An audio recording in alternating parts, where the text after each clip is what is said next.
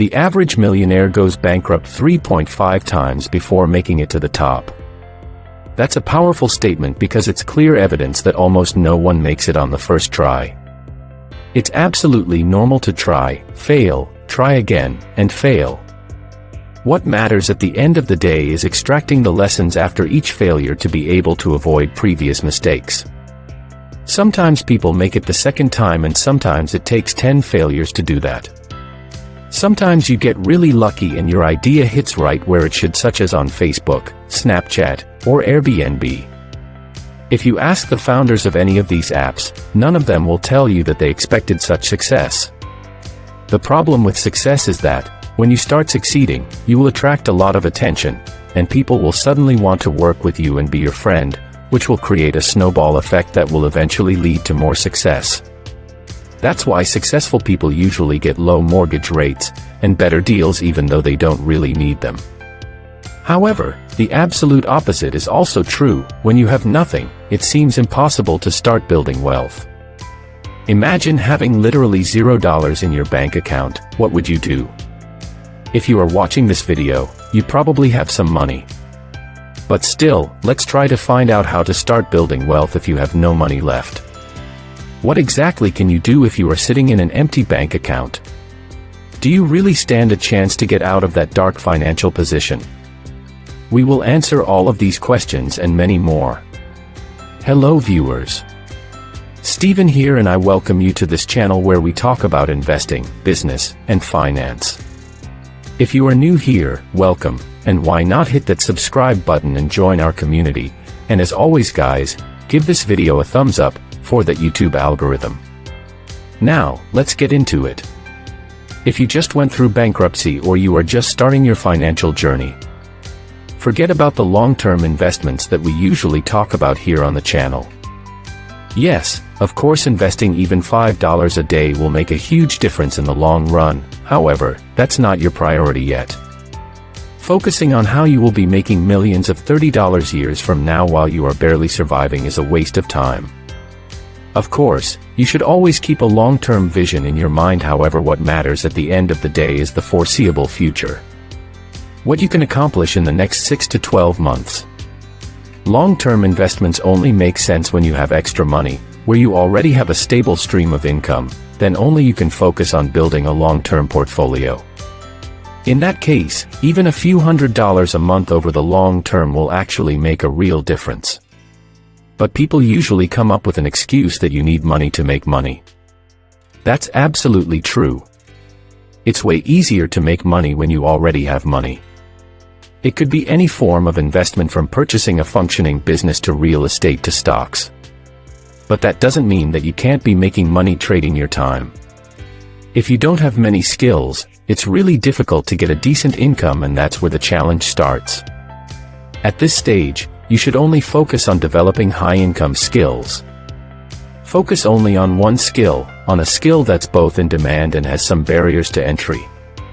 If you have just graduated from accounting school, for example, don't go straight away and become an auditor because every other accountant is an auditor. Try something that's not popular, that's a bit more difficult, like taxation. People hate taxation because of its complexity, but that's exactly what's going to distinguish you from the rest. In fact, private tax consultants are some of the highest paid professionals, since rich people always look for loopholes to avoid taxes, and if you can help them save a few $100 million, they will not hesitate to come to you even if you charge $1,000 an hour. The same applies to any other profession, be it designing, marketing, health, fitness, or whatever. The problem that I usually see in people is that they develop a skill, reach an average level, where are as good as their peers, and then stop growing. They are making money, but again, as much as their peers. That's why never hesitate to invest in yourself to pump your skills. At some point, you just can't keep self-educating yourself, you need someone who can share his or her experience in that particular field.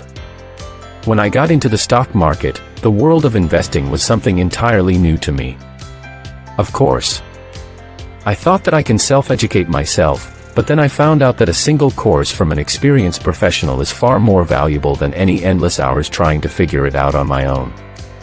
As they say, if someone has already invented the wheel, go and learn from him instead of trying to reinvent the wheel.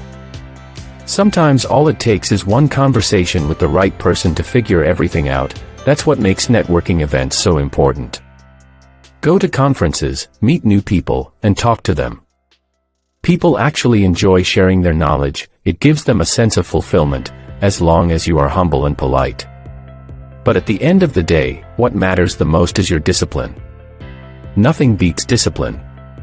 Yes, it's hard, and boring to a certain extent, but time after time, it has proven to be a working strategy. The mistake that a lot of people do when they want to get disciplined after they had a motivational moment is that they get in and try everything at once.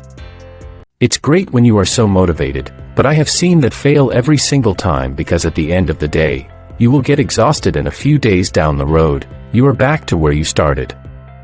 So if the goal is to master a certain skill, let your goal be just learning 30 minutes a day, that's it.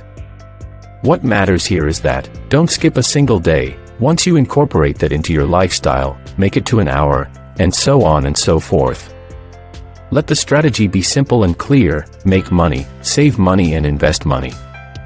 How you invest will change over time as you grow financially or even personally. At the beginning of your journey, it will most likely be investing in yourself, but as your income grows, you will have the opportunity to buy assets that will also be turned into a stream of income. While you are on your journey to financial freedom, don't forget to continuously improve your credit score. People usually don't care about their credit scores until the day comes when they need to borrow money, but they can't since they have been ignoring their credit scores all along. It's really difficult to build everything on your own. Sometimes it takes an entire lifetime to build big enough capital to start something of your own. That's why leverage is your best friend. But no one is going to lend you money, and there is nothing that proves that you are financially responsible.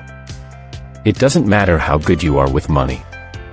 If you can't prove that, no one is going to believe you. So as long as you can get a credit card, get one. If you are bad with money, use a credit card to pay for your necessities and simply pay them back at the end of the week or month. That's how you are going to let the banks know that it's safe to lend you money. So when mortgage rates are low, you can jump in and buy a house with favorable terms. When you find a working business model, the banks will finance your operations, and so on. Remember, when you are broke, no one wants to work with you. If you are not going to focus on building the foundations first, the rest ain't going to work. Thanks for watching and see you at the next one.